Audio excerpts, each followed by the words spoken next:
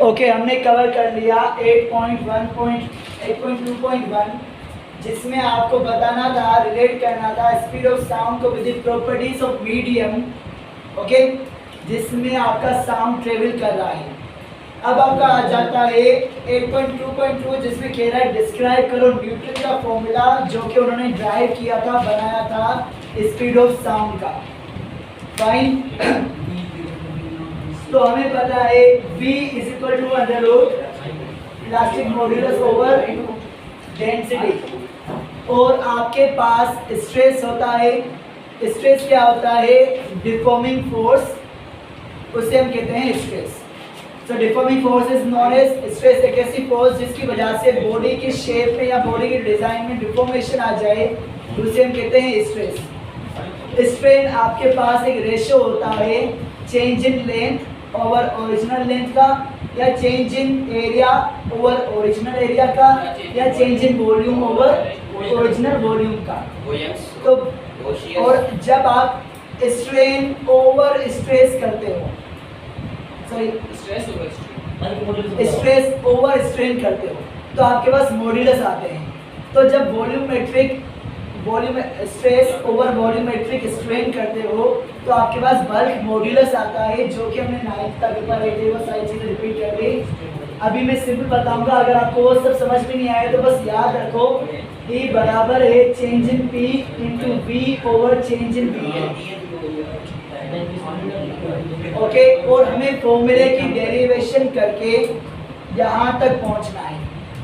यहाँ से शुरू करके यहाँ तक पहुँचना है, हमें E निकालना है। ओके, ए की ये वैल्यू हमारे पास आनी चाहिए। Fine, hello everybody, hope you all are doing well. It's me Ansraj here. कल की क्लास में हम कवर कर रहे थे 8.2 आपका स्पीड ऑफ साउंड न्यूटन की डेरिवेशन कल तक हमने कंप्लीट कर ली थी। लेकिन अनफॉर्चुनेटली हुआ ये कि लास्ट में मेरा गला बिल्कुल बैठ गया था और आवाज़ बिल्कुल डिम हो गई थी।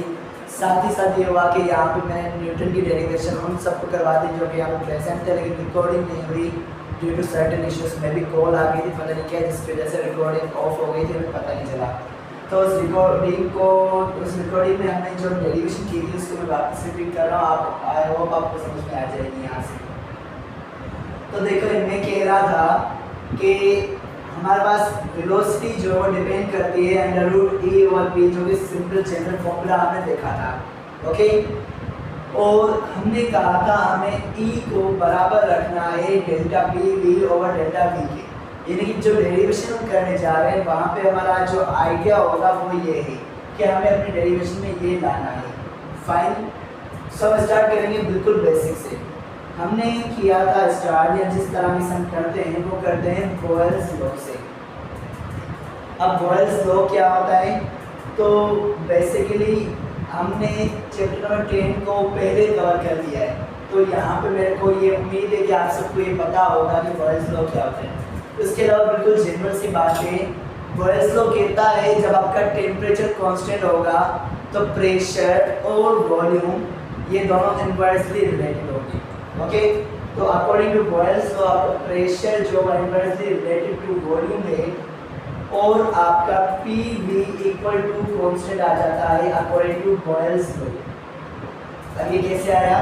तो जब प्रोपोर्शनलिटी को हटाएंगे इक्वल टू और कांस्टेंट आएगा, तो P is equal to constant over volume आ जाएगा। वॉल्यूम डिवीजन में होगा, ऊपर आके PV इक्वल टू कांस्टेंट हो जाएगा। फाइन, ज़्यादा डीप में अगर समझना है तो थर्मोडायनामिक्स की वीडियोस रिकॉर्डेड है, वहाँ से ये समझ सकते हैं।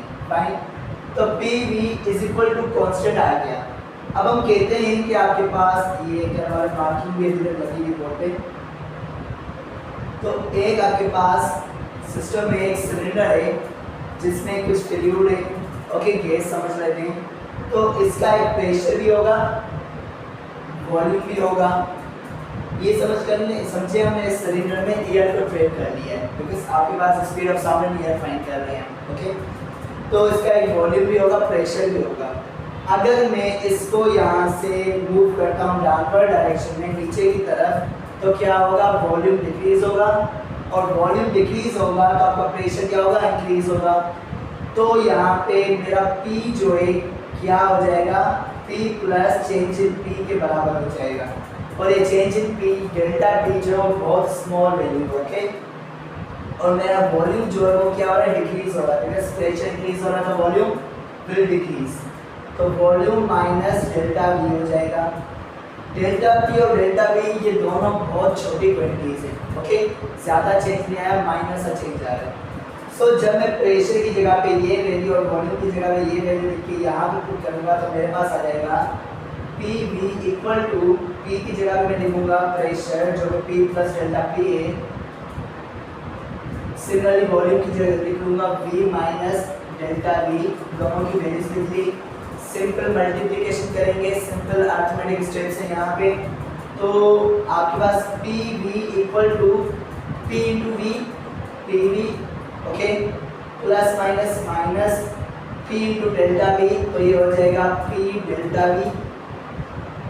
आगे ये वाला हो गया प्लस का डेल्टा पी, तो प्लस का डेल्टा पी इंटू प्लस का वी, तो यहाँ पे आपके पास आ जाएगा प्लस का delta P we, plus minus minus minus delta P into delta we, okay. अब यहाँ पे हम करेंगे नेग्लेक्ट एक टर्म को। मैंने कहा था डेल्टा पी और डेल्टा वी बहुत माइनर क्वांटिटीज है, ओके, बहुत छोटी वैल्यूज हैं। तो जब छोटी वैल्यू से मल्टीप्लाई होती है, ये पॉइंट्स वाली वैल्यू को पॉइंट्स वाली वैल्यू से मल्टीप्लाई करोगे, ये मज़ीद छोटी हो जाएगी, फाइन।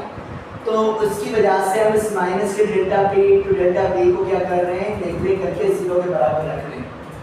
ये हो गया नेग्लेक्ट, ओके। अब मैं ब्लू मार्क कर देता हूँ, ये बिल्कुल डिम हो रहा है, तो ये आपका हो गया नेग्लेक्ट। अब हमारे पास क्या बचा, ये 3 टर्म्स बचे। यहाँ पे पॉजिटिव का पी भी है, यहाँ पे भी पॉजिटिव का पी भी है। जब इस पी वी को मैं लेके जाऊँगा दूसरी साइड, तो ये हो जाएगा P we minus P V, तो यहीं से हम डायरेक्ट कैंसिल कर रहे हैं, okay, because plus minus cancel हो जाते हैं। अब आपके पास बचा माइनस का पी इंटू डेल्टा वी और प्लस का delta P we.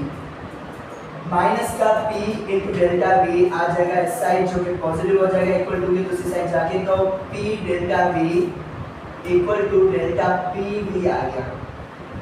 And I hope यहाँ पे आपके पास ये वाली वैल्यू नजर आ रही होगी, डेल्टा पी वी डिवीजन में डेल्टा वी है, तो इस डेल्टा वी को मैं डिवीजन में लेके जा सकता हूँ, ओके। तो P is equal to delta P V over delta V, और हमें पता है delta P V over delta V बराबर होता है E के, तो हेंस आपका प्रेशर जो आ गया E के बराबर आ गया है, फाइन। तो मैं E की जगह पे इस फॉर्मूले में प्रेशर लिख सकता हूँ, तो यही फॉर्मूला लिखते हैं यहाँ पे आगे करके। नीचे आपके पास रो है, रो इनकी डेंसिटी, तो E is equal to P है, तो E की जगह पे लिखूंगा प्रेशर और डिवीजन में आपके पास रहेगा रो। अब point to be noted, atmospheric pressure sea level क्या होता है, 101325 पास्कल के बराबर, तो 101325 पास्कल्स। और आपके एयर की डेंसिटी वो होगी, डेंसिटी ऑफ एयर 1.293 किलोग्राम्स पर मीटर क्यूब, ये आपकी एयर की डेंसिटी होती है। जब ये वैल्यूज आप यहाँ पे पुट करेंगे तो आपके पास वेलोसिटी 80 डिग्री सेल्सियस जो आएगी वो होगी 279, ओके। तो करके देख लेते हैं इन्हीं वैल्यूज को पुट, आप चाहे तो साइड कैलकुलेटर्स में करना है, यहाँ पे मोबाइल में कर रहा हूँ।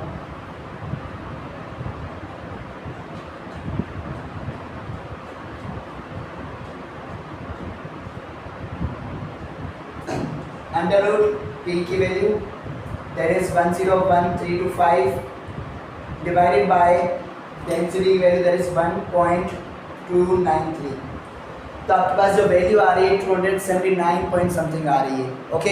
And we know very well कि आपके पास experimental value of velocity at 0 degree Celsius, यानी कि साउंड की स्पीड की वैल्यू 0 डिग्री सेल्सियस पे होती है 332 या 333, जो कि ग्रेटर देन 279 से ग्रेटर देन है 332।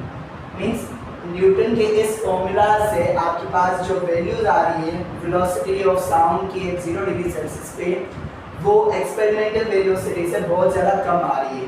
देयरफॉर हमने कहा न्यूटन ने एक मिस्टेक की थी। अब क्या मिस्टेक है वो आप जब हम आज पढ़ेंगे क्लास में ट्यूशन में, तो वहाँ पे लेप्लास करेक्शन करते हुए समझेंगे क्या मिस्टेक उन्होंने की थी और लेप्लास ने उसकी करेक्शन कैसे की। फाइन। सो कल जो रिकॉर्डिंग नहीं हुई थी उस लेक्चर की मैंने रिकॉर्डिंग कर ली है। Thank you so much.